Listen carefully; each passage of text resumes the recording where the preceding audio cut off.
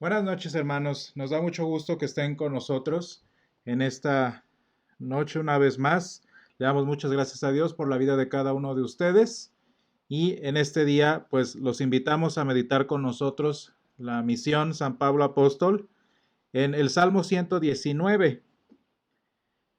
Eh, Vamos a estar meditando la palabra de Dios y ver qué podemos aprender de este hermoso salmo y qué podemos entender sobre lo que el Señor quiere para cada uno de nosotros. Les recuerdo, somos la misión San Pablo Apóstol, soy el pastor Israel Vázquez y vamos a hacer la lectura en el nombre del Señor. Salmo 119, versículo 41. Venga a mí tu misericordia, oh Señor, tu salvación conforme a tu dicho, y daré por respuesta a mi avergonzador que en tu palabra he confiado. No quites de mi boca en ningún tiempo la palabra de verdad, porque en tus juicios espero. Guardaré tu ley siempre, para siempre y eternamente, y andaré en libertad, porque busqué tus mandamientos. Hablaré de tus testimonios delante de los reyes, y no me avergonzaré, y me regocijaré en tus mandamientos, los cuales he amado. Alzaré asimismo mis manos a tus mandamientos que amé, y meditaré en tus estatutos. Hermanos, este salmo es una palabra muy hermosa que ustedes, me imagino, muchas veces han leído y no nada más lo interesante de este salmo es que es el más grande, es el que tiene más versículos en nuestras Biblias modernas, sino que es realmente una conversación muy bonita y muy interesante de el rey David con el Señor. Es una alabanza que ahora nosotros la hemos recibido como palabra de Dios, que es viva y que es eficaz para cada uno de nosotros. Si ustedes han tenido la oportunidad de seguir con nosotros estas lecturas que hemos llevado en el libro de los Salmos, me imagino que ustedes se han dado cuenta que la palabra nos ha exhortado en muchas formas sobre cómo podemos vivir de la mano del Señor en situaciones difíciles, en situaciones que comprometen nuestra paz, que comprometen nuestro estado de ánimo, y cómo la palabra nos rescata de esas situaciones, de cualquiera sea la situación. Y hermanos, muy importante es esto, que lo aprendamos de los salmos. El Señor en quien creemos, el Señor a quien servimos, es un Señor que viene y nos rescata de las situaciones en las que caemos. Es un Señor que viene y está presente en cada uno de los desafíos, de los problemas, de las circunstancias que muchas veces ni siquiera son gran problema y sin embargo ocupan y preocupan nuestro corazón. Y hermanos, qué bonito es que tenemos un Dios presente, un Dios que no está encerrado en el cielo, un Dios que no es simplemente una ideología, sino un Dios que vive y que está presente con nosotros. Ese es un principio bíblico que nosotros debemos tener siempre presente con nosotros. Y sin embargo, hermanos, fíjense una cosa muy importante. No porque el Señor sea presente, no porque el Señor esté allí para nuestras circunstancias, para nuestras dificultades, para nuestras luchas, significa que eso es lo máximo que el Señor puede hacer. Muchas veces, hermanos, nos damos cuenta que el concepto que tenemos de Dios, el concepto del Señor al que servimos, muchas veces es demasiado limitado. Muchas veces está en pequeño comparado con lo que debería ser. ¿Por qué, hermanos? Porque fíjense que, y de hecho la gente que no cree en el Señor, la gente que ataca al pueblo del Señor, dice, pues es que Dios es para los pobres, o Dios es para los necesitados, o Dios es para los que no tienen preparación, los que no saben, los que no entienden. Y sí, hermanos, el Señor es para ellos, pero también para los letrados, también para los adinerados, también para los que conocen ciencia. Pero no, o sea, el Señor no es una situación de clases sociales o de formación académica. Pero ¿por qué dicen esto de nosotros? Pues porque muchas veces el Dios que continuamente seguimos refiriendo, el Dios del que hablamos, al Dios al que invocamos, es un Dios que nos saca de problemas y hasta allí.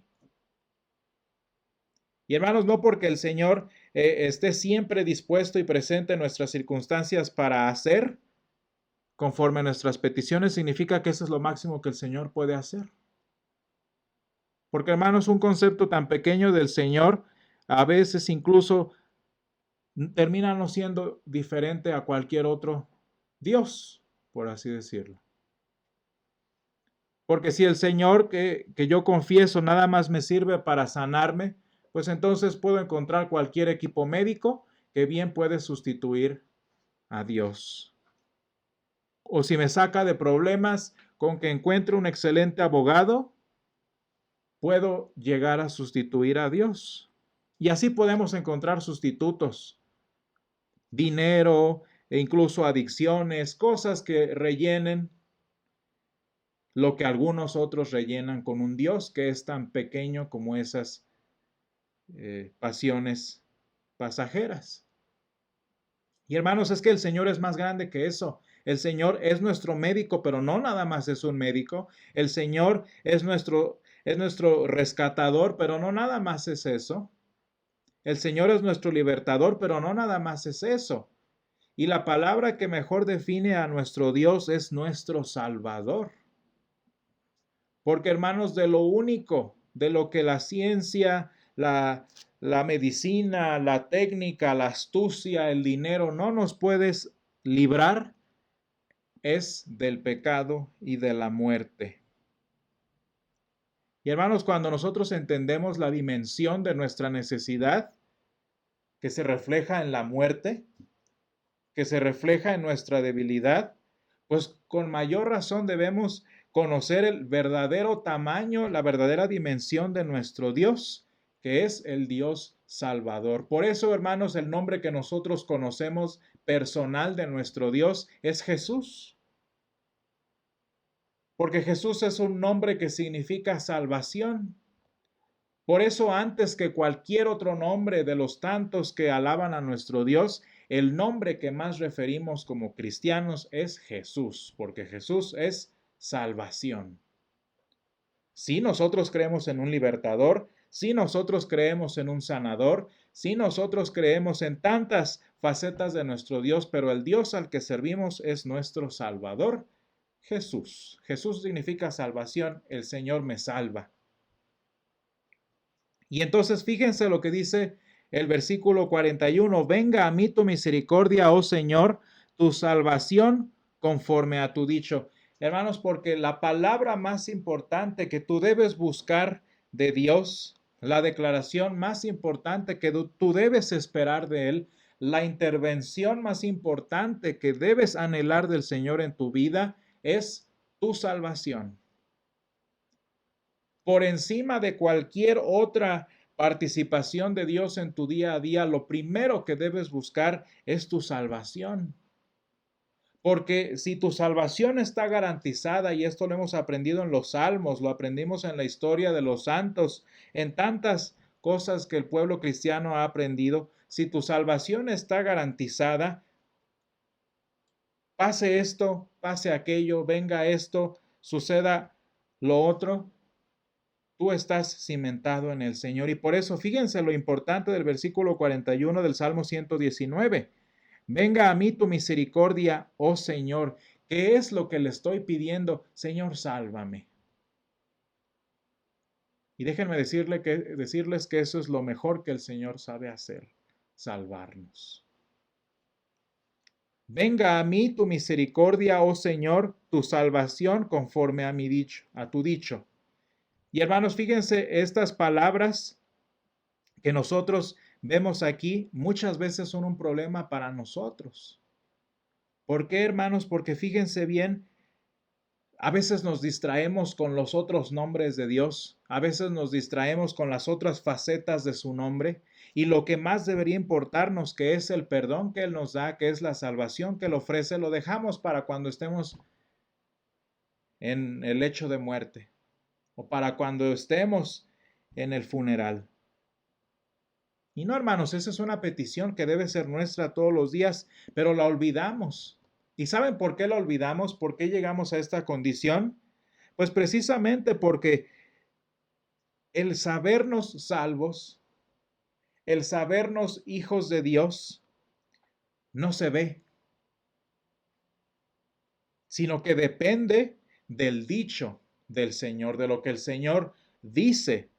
Fíjense, el versículo 41 dice, tu salvación, tu misericordia, venga a mí. ¿Según qué? ¿Según mis circunstancias? ¿Según la manera en la que intervienes? No, según lo que dices. Es decir, que la forma en la que tú ves que la misericordia del Señor viene a ti y que su salvación viene a ti es a través de su palabra, no a través de lo que vivimos, no a través de lo que vemos. No sé si ustedes han escuchado el desarrollo de la historia cristiana, pero hubo un tiempo por allí del 1700, el 1800, en el que tener dinero, en el que tener posesiones era una de las demostraciones, era una de las pruebas de que eras salvo. ¿Por qué? Pues porque en aquel tiempo se decía, decían los cristianos, es que Dios no tiene hijos pobres, es que Dios no desampara, es que Dios no deja que sus hijos mendiguen pan, como lo dice la Escritura, claro. Quiere decir que si eras pobre, o si por alguna razón genética habías nacido no siendo blanco, sino moreno, color negro o de cualquier no blanco, quiere decir que no eras salvo. Fíjense lo horrible que es esto. Y no sé si ustedes lo han notado en películas antiguas, etcétera, etcétera. Una de las tantas razones por las que la gente se vestía con lo mejor que tenía, con las mejores ropas que tenían, era para demostrar que eran salvos. Y bueno, déjenme decirles, hermanos, que el hombre más grande de la historia, según el Señor Jesús, que fue San Juan Bautista, no se vistió para nada como adinerado, como pudiente. Y de hecho se vestía como un vagabundo hoy en día. Y eso que él fue el hombre más grande de la historia, según dice Jesús. Y hermanos, qué importante es aprender que lo más importante que el Señor dice de mí, que lo que más me debe interesar en tanto a mi relación con el Señor, que es mi salvación, no lo veo, no se ve. Tú no puedes andar por la calle viendo, mira, esta persona es salva, esta persona no es salva. No, porque eso depende del dicho del Señor. Quiere decir que si alguien te ve a ti en uno de tus peores días, que no sé, que tú eres cristiano y un día estás muy enojado y vas caminando en la calle, y si se supone que debe verse, imagínate, ya no eres salvo. Qué terrible. Qué situación tan triste. Y sin embargo, hermanos, cuando yo aprendo a depender del dicho del Señor, aprendo a depender de lo que el Señor dice de mí, tus pecados te son perdonados, tú eres mi hijo, como dijo el Señor Jesús, en el cual tengo complacencia, son cosas que Dios dice de nosotros. Cuando el Señor me declara salvo, todo está asegurado. Cuando yo aprendo a confiar en eso, fíjense todo lo que pasa de que yo aprenda a confiar en lo que el Señor dice de mí. Fíjense, dice, no siempre se ve, no siempre se experimenta porque estamos demasiado mal. Nuestra condición está demasiado enferma como para que a veces se note. Dice que entonces cuando yo estoy cierto de que la misericordia del Señor ha venido a mí y de mi salvación que Él ha dicho de mí, con toda confianza, con toda certeza, puedo dar por respuesta a mi avergonzador que en tu palabra he confiado. Porque cuando vienen las circunstancias de vida, cuando viene Satanás con sus tentaciones, cuando viene tu debilidad con sus tentaciones, cuando te rebelas en contra de Dios, o cuando la enfermedad toca tu casa, o cuando el maligno asedia tu hogar, si estás asido, si estás sujeto, amarrado al dicho del Señor, con toda confianza te levantas y le dices, mira, quítame la salud, mira, quítame el dinero, mira, quítame hasta mi propia vida, pero con todo eso he confiado en la palabra del Señor, porque la salvación es lo único que Satanás, el mundo y las circunstancias no pueden quitarte. Entonces, cuando viene el que te avergüenza, el que te pone en evidencia, el que evidencia tu debilidad, tus flaquezas, tu pecado, cuando estás sujeto del Señor y de su palabra y de la salvación que Él dijo de ti, tú dices, en la palabra del Señor he confiado. Y dice, no quites de mi boca en ningún tiempo la palabra de verdad, porque eso es lo que nos pasa. ¿Cuántas personas no se han olvidado de la importancia de esto?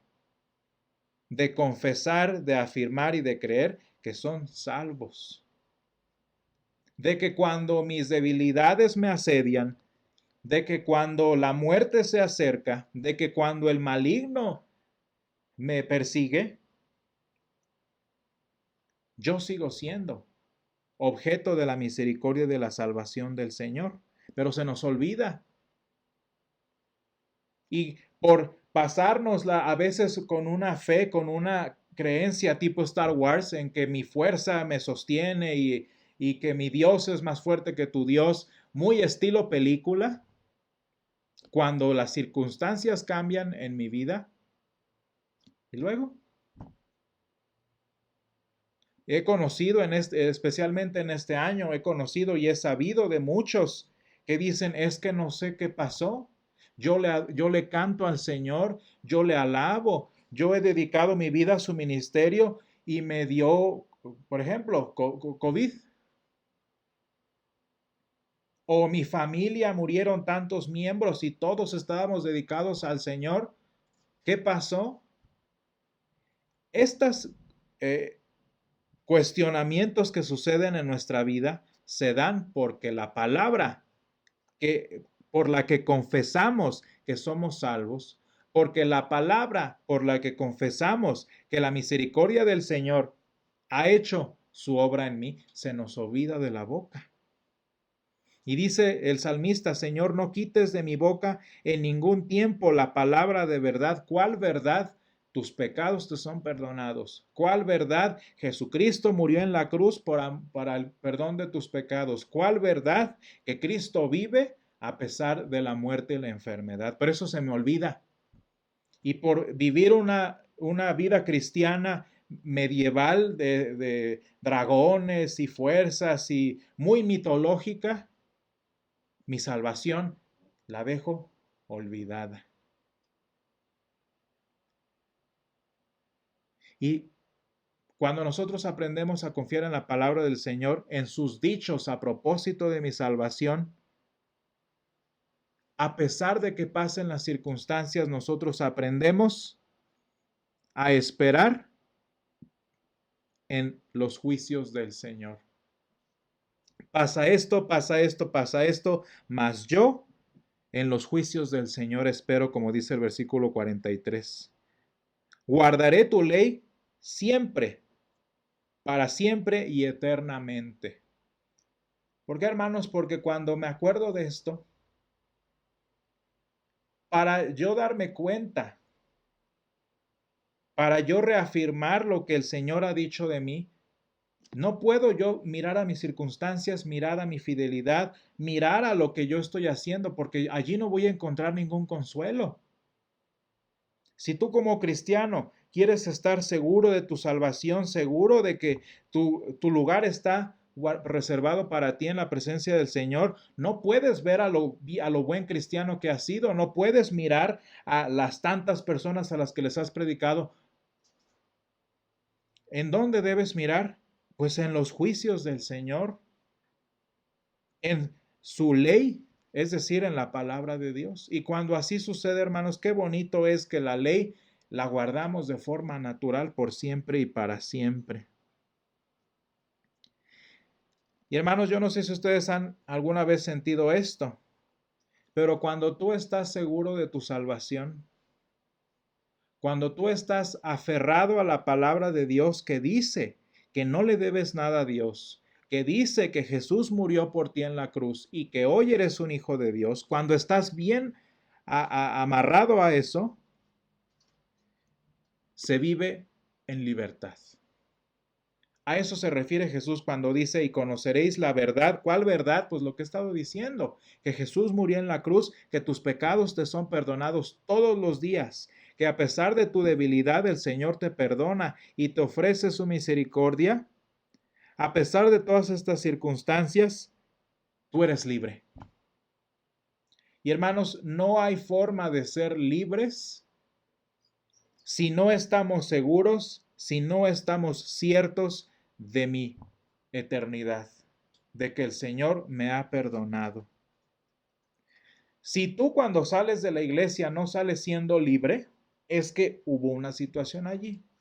Ya sea que tú no buscaste la verdad y que te pusiste a ella, o que no te la enseñaron.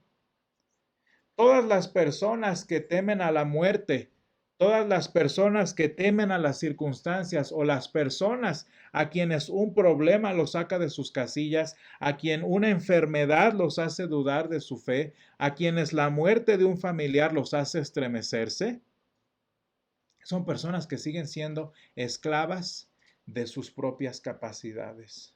¿Y qué voy a hacer ahora con esta situación? No voy a poder y esto y lo otro. Eso es vivir esclavo a lo que tú puedes hacer. ¿Y el Señor dónde quedó? ¿Quién sabe? Cuando estás viendo la enfermedad, la muerte allí mismo, pues te vuelves esclavo de ella. El temor a la muerte, el temor a la enfermedad, no es otra cosa que una esclavitud a las mismas. De tal manera, hermanos, que fíjense lo importante que es enfatizar una y otra vez que necesitas el perdón del Señor en tu vida. Que necesitas que el Señor constantemente te diga, tus pecados te son perdonados. ¿Y sabes por qué no lo escuchas? Pues porque nunca lo pides. El único pecado que no se perdona es el que no se confiesa. Punto. Y a veces se nos olvida que necesitamos esto. A veces despertamos, como somos buenos cristianos, despertamos y hacemos una oración al Señor y le pedimos por todo, que Él intervenga en todo mi día y ni se me ocurre pedirle perdón. O a veces en la noche, como los cristianos piadosos, nos dormimos y hacemos nuestra oración nocturna y le damos gracias al Señor por todo lo que ha hecho. Le pedimos que nos ayude en todas las situaciones en las que estuvimos envueltos. Le pedimos por el día siguiente y lo menos que nos acordamos es pedirle perdón. Y el problema es que conforme vamos acumulando esto y no vamos pidiendo perdón, pues los pecados se van acumulando en tu vida. Y a final de cuentas, un eslabón chiquito se va haciendo uno más grande y se va amarrando a otro y a otro y a otro. Y cuando no te das cuenta, tu vida es una esclavitud a la muerte, tu vida es una esclavitud al pecado y sin ninguna razón. Tenemos un comentario aquí. Preguntan, aquí se aplica el versículo que dice, porque por fe andamos, no por vista. Exacto, sí, porque por fe andamos. ¿Qué es la fe? Primero que nada, la fe es el regalo de Dios que recibe. La fe es este regalo que Dios nos da para recibir lo que el Señor ofrece. ¿Y qué ofrece el Señor? El perdón de pecados. ¿Qué ofrece el Señor? La vida eterna. Y yo, la fe que el Señor me da, la utilizo para recibir ese regalo. Y fíjense, hablando de la fe, lo más triste es que cuando yo me olvido de confesar mi pecado, cuando yo me olvido de que mi Dios, antes que otra cosa, es mi Salvador, es mi perdonador, poco a poco mis pecados se van apilando y el problema es que hay un punto en el que mi fe se asfixia. Le vas echando piedras encima, encima, encima, encima a la plantita que se llama fe, como el Señor Jesús nos lo presenta. Una piedra, un pisotón y todo, y con el paso del tiempo y tú ni cuenta te das, y tu fe termina ahogándose. Y te digo, esto no se nota, ese es el problema. Y tú puedes ir todos los domingos a la reunión, puedes congregarte todo lo que quieras, pero si se te olvida que tu Dios es tu Salvador antes que cualquier otra cosa, va a haber un momento cuando las situaciones cambien en la que toda la pila de pecados que nunca has confesado se te van a venir encima. Y tu fe, que se supone debe ser una planta que da frutos, un árbol como la vid que nos presenta el Señor Jesús, pues termina pisoteada como la semilla que cayó en el mal camino. Y sin embargo, cuando yo aprendo a clamar al Señor, mi perdonador y mi salvador, todos los días, pues andamos en libertad. Y hermanos, cuando tú aprendes a vivir en libertad, sin culpa de pecado, sin temor a la muerte, qué bonito es Primera de Corintios 15, los últimos versículos, porque habla, ¿dónde? Sorbida es la muerte en victoria. Pero ¿cómo es que se sorbe la fe? ¿Cómo es que se absorbe? ¿Cómo es que desaparece el poder de la muerte? No a través de derrotas mitológicas, no a través de movimientos o declaraciones humanas o ciencias o todo ese tipo de cosas. La muerte pierde su poder cuando eres libre de sus garras. Y los cristianos que vivimos en el perdón del Señor, los cristianos que vivimos constantemente en la salvación que nuestro Señor Jesús nos da, con toda razón decimos, sorbida es la muerte en victoria. ¿Dónde está, oh muerte, tu aguijón? ¿Dónde, oh sepulcro, tu victoria? El día de ayer, me parece, falleció el papá de uno de mis amigos, cristianos ellos sí de mucho tiempo, y no saben la confianza que me da. Me da tristeza, pues porque sé la realidad, la situación de eso. Pero yo sé que son cristianos, yo sé que su vida, en este caso, no porque fue dedicada, no porque fueron muy ejemplares, no. Yo sé que ellos conocieron a Jesús como Salvador antes que como superhéroe, que como cualquier cosa. Yo sé que mi amigo y su papá en particular conocieron a Jesús, el Salvador. ¿Y qué poder tenía la muerte? ¿Qué poder tiene la muerte hoy sobre el papá de mi amigo? Ninguna. ¿Por qué? Porque el poder, las cadenas, las garras de la muerte, esas garras que se llaman pecado, con las que nos amarra la muerte, con las que nos agarra Satanás, cuando confesamos nuestros pecados, esas garras no tienen de dónde sujetarse, esas garras no tienen de dónde asirse y somos libres. Y yo deseo que en este tiempo aprendamos a andar en libertad debido a que conocimos al Señor porque buscamos sus mandamientos. Hablaré de tus testimonios delante de los reyes y no me avergonzaré, pues si ni la muerte nos hace, imagínense, menos los reyes. Cuando el doctor Lutero estábamos en nuestra reunión cantando Castillo Fuerte, que es el canto que escribió el doctor Martín Lutero, él estaba cierto de esto, él era libre. Él era libre de las garras del pecado, él era libre por la sangre de Jesús de la muerte. ¿Qué le hace el Papa? ¿Qué le hacía el emperador? Y hermanos, con esta palabra, así como San Pablo habló delante del César, así como San Pablo habló delante de las autoridades judías, no nos avergonzaremos. Y al contrario, como en el ejemplo del papá de mi amigo, nos regocijamos en seguir el camino del Señor. Y me regocijaré en tus mandamientos, los cuales he amado. Y aprendes a vivir en libertad. No obedeces la ley porque tienes que, sino porque quieres. No obedeces lo que el Señor te llama a obedecer porque tienes que, sino porque quieres, porque eres libre de hacerlo. Qué curioso es la libertad cristiana, ¿no? Somos libres para hacer, no libres para no hacer. Somos libres para hacer lo que el Señor nos permite ahora amar, como dice el versículo 47. Dice el versículo 48, para terminar, alzaré asimismo mis manos a tus mandamientos que amé y meditaré en tus estatutos. Hermanos, yo espero que esta sea nuestra experiencia, que esta sea nuestra realidad. Aprende, pídele al Señor que te enseñe a confiar en su palabra. Pídele al Señor que arranque tus ojos de estar viendo a qué tan bien te va, a qué tan buen testimonio estás llevando, a qué tan vida de éxito has llevado. Pídele que te enseñe a poner tu vista en la palabra, en lo que Él dice de ti.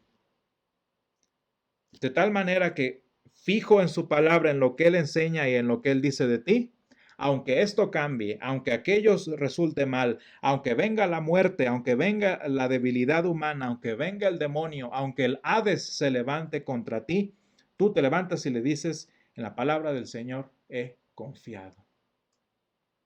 Y hermanos, yo espero que este sea tu testimonio, que esta sea tu confianza, porque esta es la fe que el Señor nos enseña. Amén. Hermanos, oramos por ustedes, que el Señor sea con todos ustedes. Amén.